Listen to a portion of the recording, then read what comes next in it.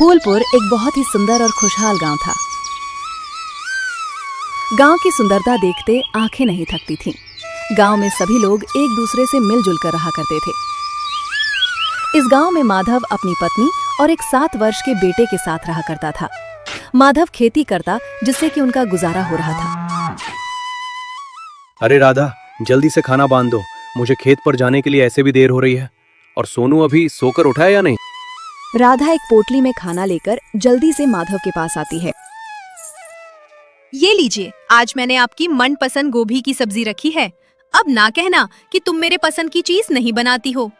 वाह वाह, क्या बात है। गोभी की सब्जी की सुगंध तो बहुत ही अच्छी आ रही है।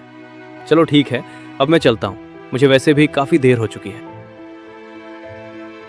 इसके बाद माधव कुदाल लेकर अपने खेत की ओर निकल जाता है। रास्ते में माधव को उसके 2 दोस्त रमेश और सुरेश मिल जाते हैं।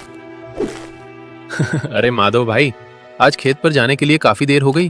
क्या बात है, आज भाभी ने खाना देर से बनाया था क्या? हाँ भाई, तुम बिल्कुल सही समझे।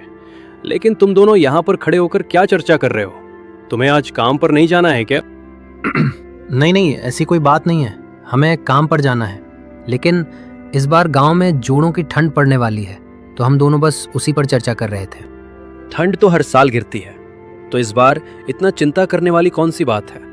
कहीं तुम दोनों इस बात के लिए चिंता तो नहीं कर रहे हो कि तुम्हें ठंड में नहाना पड़ेगा? ये बोलकर माधव जोर जोर से हंसने लग जाता है। अरे नहीं माधव भाई, इस बार हमें ऐसा सुनने में आया है कि इस बार गांव में खून जमा देने वाली ठंड गिरेगी। तुम्हें तो पता ही होगा, पिछले वर्ष ठंड के कारण गांव से 5 लोगों की मृत्यु हो गई थी, और इस बार तो पिछली बार से भी ज्यादा ठंड गिरने वाली है। तो पता नहीं क्या होगा। हाँ, और हमारे पास इतने पैसे भी नहीं हैं कि हम मोटे मोटे कंबल और रजाई खरीद सकें। मुझे तो बस अपने परिवार की चिंता है। पिछली सर्दी हमने बहुत ही मुश्किल से बिताई थी, पता नहीं इस बार क्या होगा। मुझे तो अभी से ही बहुत डर लग रहा है। अच्छा, तो ऐसी बात है। अभी तो इस समस्या का समाधान मुझे भी नहीं पता है, लेकिन हम इसके बारे में सोचेंगे।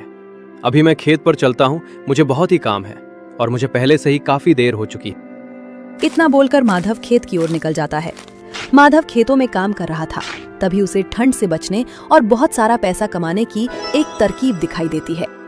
इस बार बहुत ज्यादा ठंड गिरने वाली है, सारे गांव का हाल बेहाल हो जाएगा।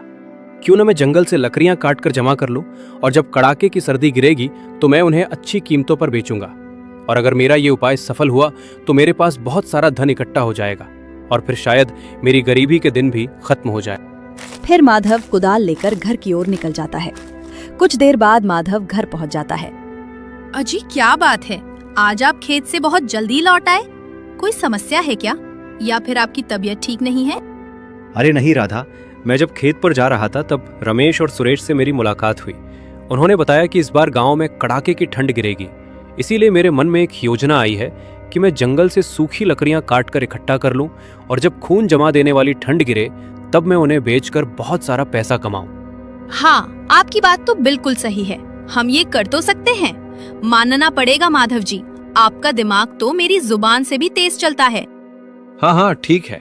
अब मैं जंगल से लकड़ियां काटने के लिए जा रहा हूँ, और तुम ये बात किसी को भी मत बताना, नहीं तो हमारे सारे किए कराए पर पानी फिर जाएगा। नहीं जी, मैं ये बात किसी को नहीं बताऊंगी। मैं इस बात को खाने की तरह ही पचा लूंगी। दोनों हंसने लग जाते हैं, और फिर माधव कुल्हाड़ी लेकर जंगल की ओर लकड़ियां काटने के लिए निकल जाता है। कुछ दूर चलने के बाद उसे कुछ सूखे पेड़ दिखाई देते हैं। वाह, क्या बात है, यहाँ तो बहुत सारे सूखे पेड़ हैं। मैं अब लकड़ियां काटना शुरू करता हूँ।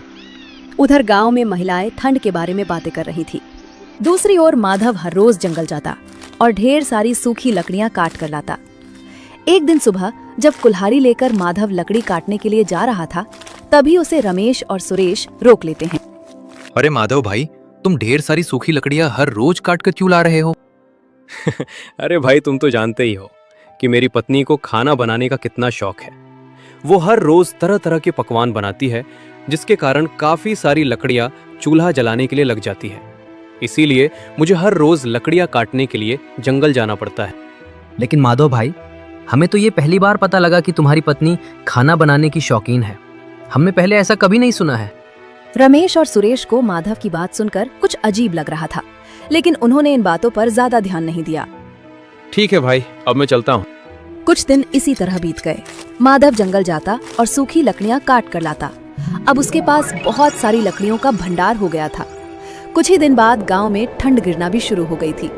माधव अपने घर के बाहर एक बोर्ड लगा देता है जिसमें 1 किलो लकड़ी की कीमत 10 रुपए लिखी थी।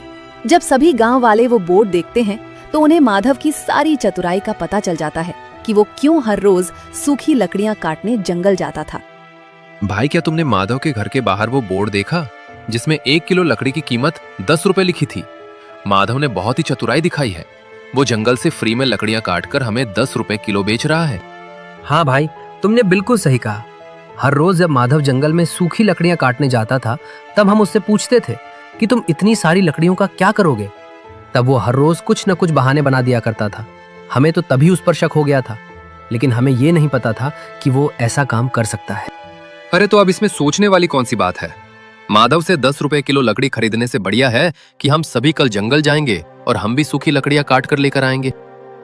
ये बात जब माधव को पता चलती है तो वो चिंता में पड़ जाता है, क्योंकि अब उसका लकड़ी बेचने का व्यापार सफल नहीं हो पाएगा। अरे राधा, क्या तुमने सुना? गांव के लोग कल सूखी लकड़ियां काटने के लिए जंगल जा रहे हैं। अगर वो सूखी लकड़ियां काट लेंगे तो हमसे लकड़ियां कोई भी नहीं खरीदेगा और मेरी सारी मेहनत पर पानी फिर जाएगा। हाँ जी, आपने बिल्कुल सही कहा। काश कोई ऐसा चमत्कार हो जाए कि कल गांव वाले लकड़ियां काटने जा ही ना पाए। हाँ, अब हम सिर्फ ऊपर वाले के भरोसे ही रह सकते हैं।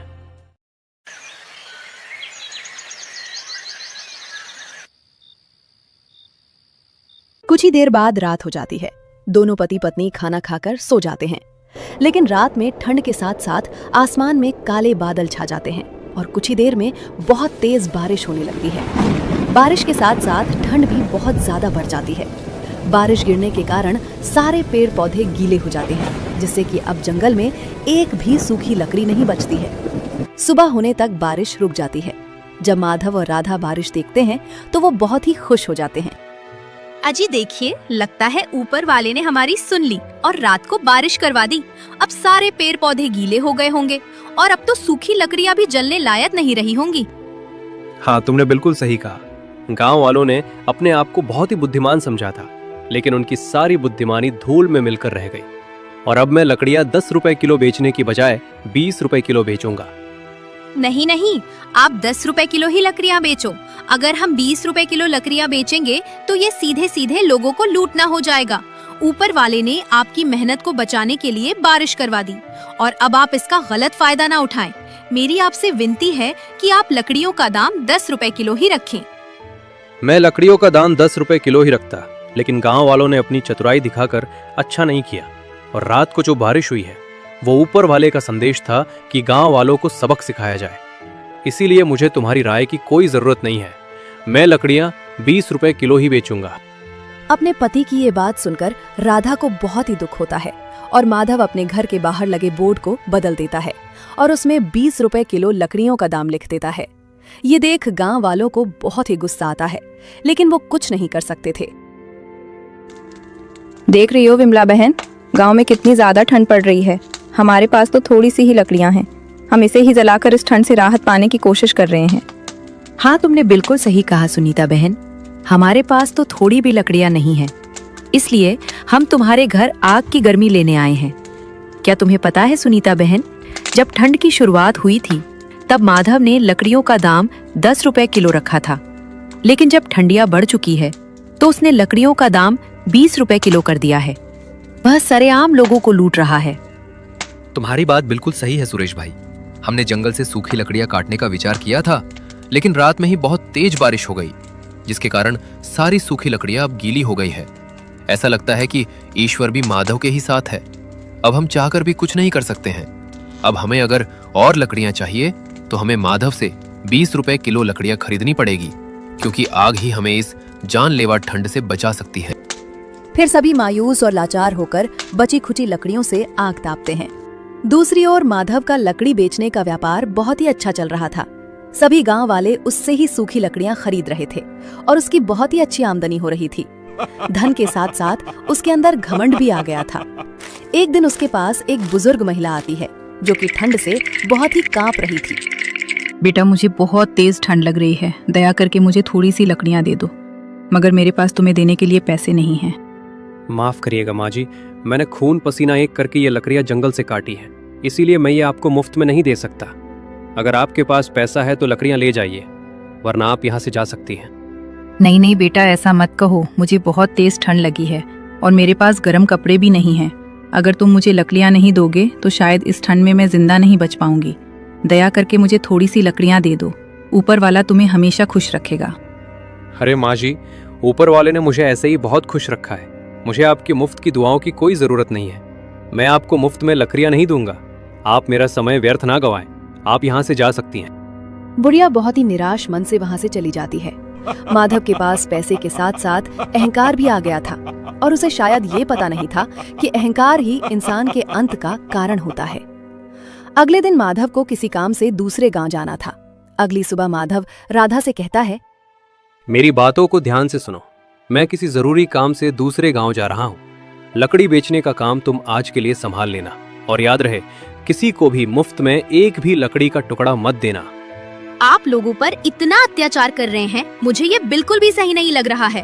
अभी भी मौका है, हमें पैसे कमाने के साथ साथ दुआएं भी कमानी चाहिए। आप मेरी बात को मान लीजिए और लकड़ियों की कीमत कम कर दीजिए, ताकि सभी इस जानलेवा ठंड से बच सके और हमारा भी थोड़ा मुनाफा हो जाए। अब मेरे दिल इतने भी कमजोर नहीं है कि मैं तुम्हारी बातें सुनूं। मैं जितना बोलता हूँ बस तुम उतना ही करो। तुम्हें अपना दिमाग चलाने की कोई जरूरत नहीं है, नहीं तो अच्छा नहीं होगा। अपने पति की ऐसी कड़वी और क्रोधजनक बातें सुनकर राधा इसके आगे कुछ भी नहीं बोल पाती है, लेकिन वो मन ही मन ये समझ जाती है कि विनाश की घड़ी नजदीक है। इसके बाद माधव दूसरे गांव की ओर निकल जाता है। घर में अब सिर्फ माधव की पत्नी और उसका 7 साल का एक बेटा ही था। राधा घर के बाहर बैठकर आग ताप रही थी और उसका बेटा सोनू घर के अंदर खेल रहा था। सोनू को बहुत ही ठंड लग रही थी और सोनू अभी बहुत ही नादान था। मुझे कितनी ठंड लग रही है, माँ तो बाहर आग की गर्मी ले रही है।